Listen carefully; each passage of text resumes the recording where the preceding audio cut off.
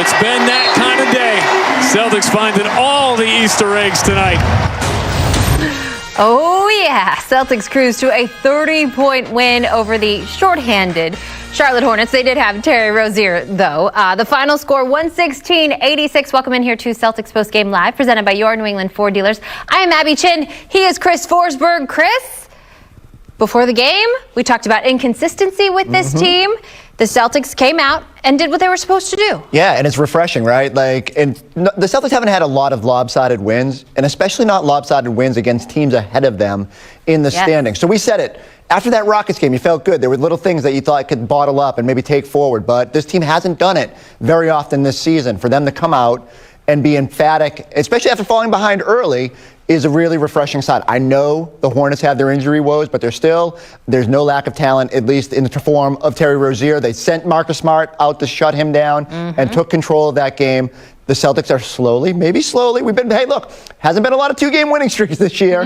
We'll see what happens from here, but it feels like there is some positive energy moving forward. I do feel like it's important to celebrate the little things. I think if especially this pandemic, on Easter, but also if this pandemic has taught us anything, let's take stock of the good things. And there were a lot of good things, particularly that second quarter for the Celtics, Chris. Yeah, and I think it started defensively with Marcus Smart. It was clear they wanted to slow down Terry Rozier, and it felt like they made an emphasis on that. All of a sudden, Charlotte's offense gets a lot more difficult with the guys that they're missing out. But then the Celtics offense took over. They didn't get frustrated when those threes didn't fall at the start of the game. They hunted good looks. I mean, Kemba throwing ridiculous passes like that. It helps that Jaylen Brown lit the fuse, got it going not only beyond the three-point arc, but attacking the basket and finishing. You know, Evan Fournier felt like he didn't miss a three-pointer for 2.5 games here. So Rob throwing down lobs. It's just, that's what they can be, right? Like, if they can move the ball, look for the right matchups, not get bogged down in isolation, it feels like this offense can be really effective. And again, turning up the defensive energy just a little bit and not getting frustrated on the offensive end led to a whole bunch of good things. And I know the Hornets without 3 of their top 5 scorers, but holding any NBA team to 17 points in a quarter is something. Let's welcome in Brian Scalabrine now, the man on the call. Scal, a 30-point win for the Celtics. What did you like most?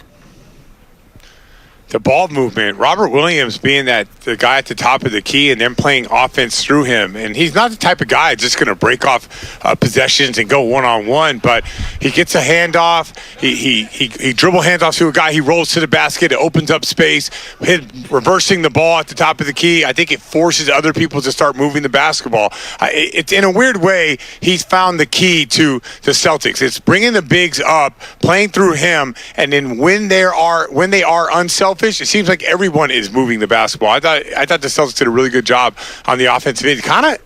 He's not Jokic. I'm not saying he's Jokic, but he's kind of like the same stuff that No, I'm not going to do that. But they run the same offensive stuff that Denver runs. And Denver right now, everyone would tell you they're one of the hardest teams to prepare for with all the cuts and the three-point shooting. But we actually might have better three-point shooting than the Nuggets. Maybe we'll get you there, Scal, before the end of the season. Yeah, I was going to say, all I heard Scal say was that Robert Williams was the key to unlocking the Celtics this season. So, I mean, that's where I'm going to take it. How do they bottle it up, Scal?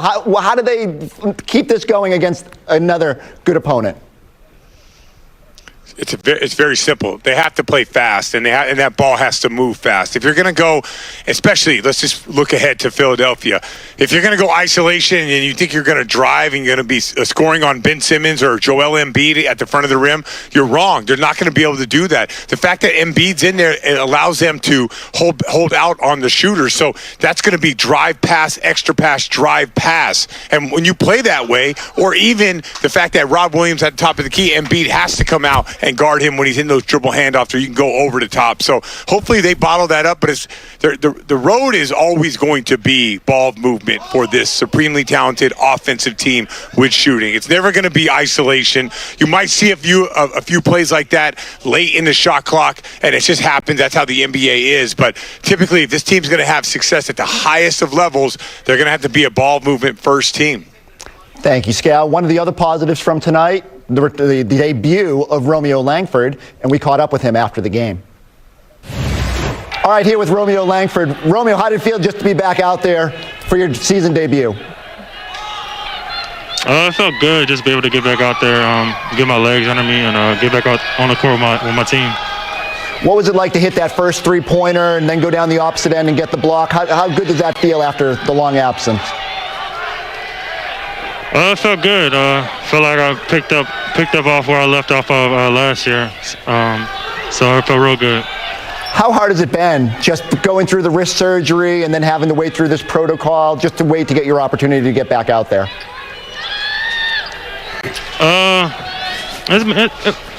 It wasn't too bad. I mean, just the wrist surgery itself was pretty long and difficult just to get my motion back and get my feel back. But then that was another task of its own, just to get my wind, my legs back, and just to feel for the game back. So, but I'm all good now, so that's all that matters. How can you help this team moving forward? What would you like to bring with that second unit?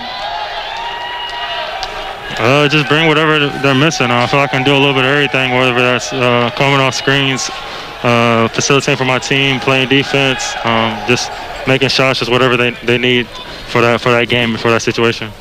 Thank you, Romeo. Thank you. Thank you, Chris. Brad Stevens played a little rope-a-dope with us, said he did not expect for Romeo Langford to play consequential minutes, but Scal, he brought him in at the end of the first quarter and then again at the end of the third. What did you see from Romeo in his debut? I saw everything that you guys saw. The defense, he's a special defender. It's just he has incredible length. He slides his feet really well. He's always done that. You could never question Romeo Langford and his ability. He gets to the paint. He's a good passer. He has no problem playing off the ball on the offensive end. But I just think that where we're getting blitzed by superstar players, it'd be nice to have, Marcus Smart guard a guy, and then Romeo Langford come over and guard a guy for a few possessions, and Jaylen Brown come over and guard a guy. He's like, to me, that little piece that you can use where you could say, hey, it's in the middle of the regular season. Jaylen and Jayson are playing 34 minutes a night. They're shooting the ball a ton. They need a little bit of break on the defensive end. Romeo, come in and guard a guy for 12 minutes. Just make his life a living hell. That is my expectations for Romeo Langford. I thought that from the beginning. I thought that from the first time I saw him play. I hope that he stays healthy during this time and he can have a little bit of momentum or string some games together where we could see him guard different types of guys, from Devontae Graham to who we're going to play Ben Simmons tomorrow to Julius Randle the next day against the Knicks. I'd love to see him string some games together of guarding these different types of players. You could tell that adrenaline was flowing in that first shift to get that three to fall, to go to the other side and block. But just like Sal said, they've highlighted on the broadcast, moving his feet, staying in front of defenders. Like, this is how Romeo got on the court last year. And every time he was out there, he was able to make good things happen. And sometimes it's just doing that, just being okay with using that 7-foot wingspan to defend perimeter players. And the Celtics have had a lack of wing depth all year. He can carve out a role, even if it's, again, defense-based, and maybe down the road you can figure out how his offensive role grows. But it's such a boost for this bench. This bench that was once barren now has Fournier coming in and hitting threes, and Romeo providing some defense. Abby, you called it the little 3-and-D boost. No question, although it's two guys. It would be nice if it could have been one guy, but the Celtics... Well, beggars can't be choosers. That depth on the wing, certainly something they've been missing all season long. Scal, thank you very much. We look forward to hearing you and Mike back at it on Tuesday for that game against Philadelphia. We'll look ahead to that a little later in the show, but right now, the Celtics back to 500, 20